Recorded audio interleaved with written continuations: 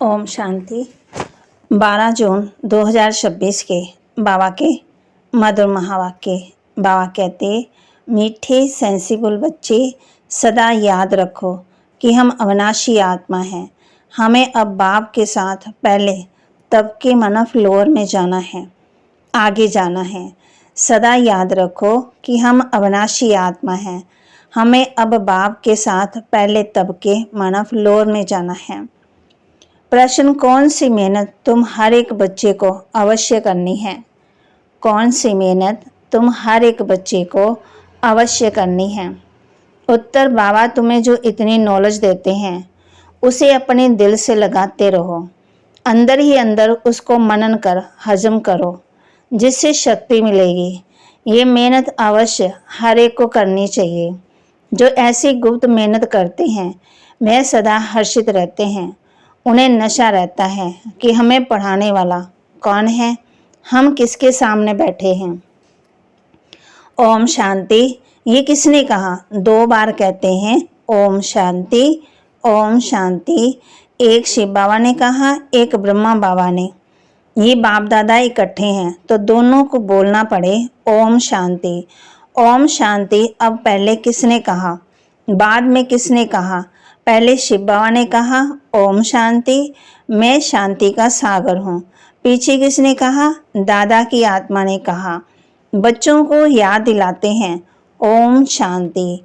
मैं तो सदा देहाभिमानी हूँ, कभी देहाभिमान में नहीं आता हूँ। एक ही बाप है जो सदा देहाभिमानी रहते हैं। ब्रह्मा विष्णु शंकर ऐसे नहीं कहेंगे। तुम जानते हो ब्रह्मा विष्णु शंकर का भी सूक्ष्म रूप है। तो ओम शांति करने वाला एक शिव बाबा है जिसको कोई शरीर नहीं।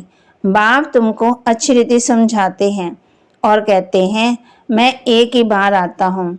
मैं सदा देहाभिमानी हूँ। मैं जन्म के चक्कर में नहीं आता, इसलिए मेरी महिमा ही न्यारी है। मुझे कहते हैं निराकार परम पिता परमात्मा। भक्ति मार्ग में भी शिव के लिए कहेंगे निराकार परम पिता परमात्मा है। निराकार की पूजा होती है, वह कभी देह में नहीं आते, अर्थात देह अभिमानी नहीं बनते हैं। अच्छा, फिर उनके नीचे आओ सूक्ष्म वतन में, जहाँ ब्रह्मा विष्णु शंकर रहते हैं। शिव का नाम रूप तो देखने में नहीं आता, चित्र बनते हैं, लेकिन वह है निराकार। वह कभी साकार बनते नहीं। पूजा भी निराकार की होती है। बच्चों की बुद्धि में सारा ज्ञान रहता है। भक्ति तो की है, चित्र बच्चों ने देखा है। तुम जानती हो सतयुग त्रेता में ना चित्रों की भक्ति होती ना व चित्र की। बुद्धि में आता है परम पिता परमात्मा व चित्र हैं। उनका ना सूक्ष्म ना स्थूल चित्र है। उनकी महिमा गाई जाती है। दुख हरता सुख करता पतित पावन। तुम और किसी के चित्र को पतित पावन नहीं कहेंगे। कोई भी मनुष्य जिनकी बुद्धि में तब आ गए थे, जिनकी बुद्धि में ये बात हो, ब्रह्मा विष्णु शंकर है सूक्ष्म वतन वासी पहला तबका, फिर दूसरा तबका, ऊंच मूल वतन उस तबके में रहने वाला है। परमपिता परमात्मा सेकंड नंबर तबके में सूक्ष्म शरीर वाले हैं। थर्ड तबके में स्थूल शरीरधारी हैं। इसमें मूंझना नहीं है। ये बातें सिवाय परमपिता परमात्मा के कोई समझा नहीं सकता है। ऊपर में सृष्टि है आत्मा की, उसको कहा ही जाता है निराकारी दुनिया। हम सब आत्मा की दुनिया, इन कारपोलियल वर्ल्ड। फिर हम आत्माएं कारपोलियल वर्ल्ड में आती, निराकार से साकार में आती हैं। वहाँ है आत्माएं, यहाँ है जीवात्माएं। ये बुद्धि में रहना चाहिए। बरोबर हम निराकारी बाबा के बच्चे हैं। हम भी पहले निराकार बाप के पास रहते थे। निराकारी दुनिया में ही आत्मा रहती है जो अभी तक पाठ बजाने के लिए आती रहती है। साकार में वह हो गया निराकार बाप का वतन। हम आत्मा हैं, ये नशा होना चाहिए। अविनाशी चीज का नशा रहना चाहिए, विनाशी चीज का थोड़ी होना चाहिए। देह के नशे वाले को देह अभिमानी कहा जाता है। देह अभिमानी अच्छे व आत्मा आत्माभिमानी अच्छे। बाप कहते समझदार कौन, सेंसिबल कौन, आत्माभिमानी। आत्मा ही अविनाशी है, देह तो विनाशी है। आत्मा कहती है हम 84 दे लेते हैं। हम आत्मा परम धाम में बाप के साथ रहने वाली है, वहां से आते यहाँ पाठ बजाने। आत्मा कहती है ओ बाबा, साकारी सृष्टि में ही साकारी बाबा, निराकारी सृष्टि में निराकार बाबा। ये तो बिल्कुल सहज बात है। अब ब्रह्मा को कहते हैं प्रजापिता ब्रह्मा, सो तो यहाँ ठहरा, वहां हम आत्मा सब एक बाप के बच्चे हैं। आत्मा रूप में भाई भाई हैं। बाप शिव के साथ रहने वाले हैं। परमात्मा का नाम है शिव, आत्मा का नाम है शालिग्राम। आत्मा का भी रचयिता चाहिए ना। दिल में हमेशा बातें करते रहो। जो ज्ञान मिला है वह अपने दिल से लगाने के लिए मेहनत करनी है। आत्मा ही विचार करती है। पहले ये निश्चय करो कि हम आत्मा बाप के साथ रहने वाले हैं, हम उनके बच्चे हैं, तो जरूर वर्षा मिलना चाहिए। ये भी तुम जानते हो कि ये जो आत्माओं का झाड़ है, उनके पहले जरूर बीज होता है। जैसे सिजरा बनाते हैं, बड़ा बाप, फिर उनसे 2-4 बच्चे निकले, फिर उनसे और निकलते, 1-2 वृद्धि को पाते रहते हैं, झाड़ बड़ा हो जाता है। बरादरी का नशा होता है ना, फलाने से फलाना निकला।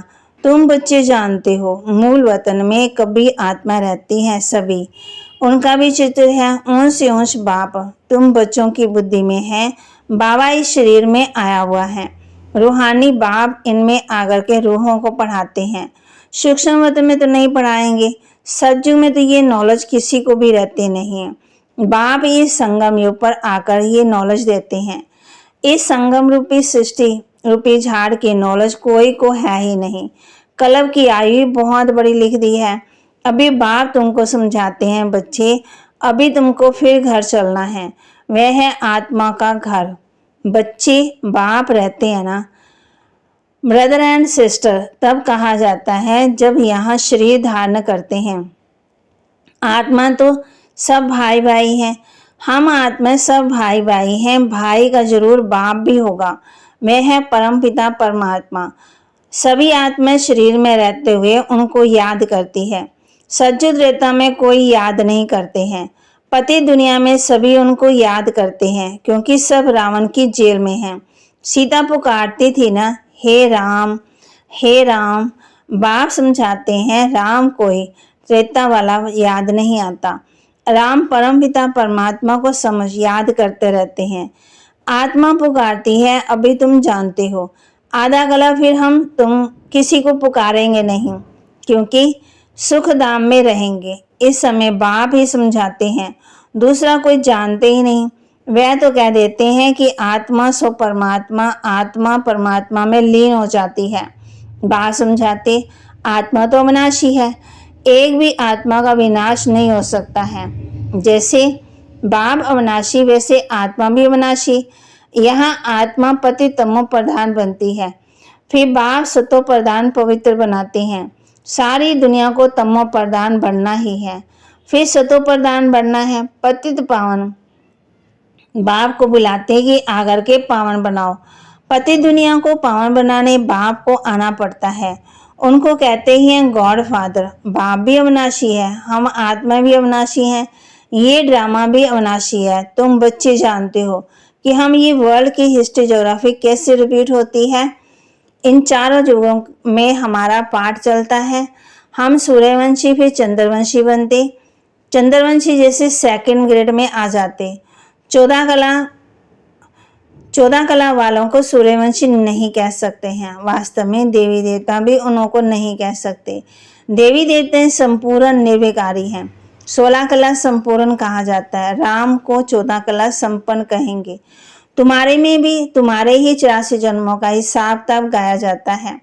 नई चीज भी पुरानी होती तो वह मजा नहीं रहता। पहले संपूर्ण पवित्र रहते, फिर थोड़े वर्ष के बाद थोड़ा पुराना कहेंगे। मकान का भी मिसाल दिया जाता है। ऐसे हर चीज होती है। ये दुनिया भी ऐसे ही है, बड़ा मांडवा है। ये आकाश तत्व बहुत बड़ा है, इसका कोई अंत नहीं, इनकी एंड हो ही नहीं सकती। यूं साइंस वाले कितनी कोशिश करते हैं एंड देखने की, लेकिन जा ही नहीं सकते हैं, अंत पा ही नहीं सकते हैं। ब्रह्म तत्व बहुत बड़ा है, बेअंत है। हम आत्मा बहुत थोड़ी जगह में रहती है। यहाँ बिल्डिंग आदि कितनी बड़ी बड़ी बनाते हैं। स्पेस धरती की बहुत बड़ी है।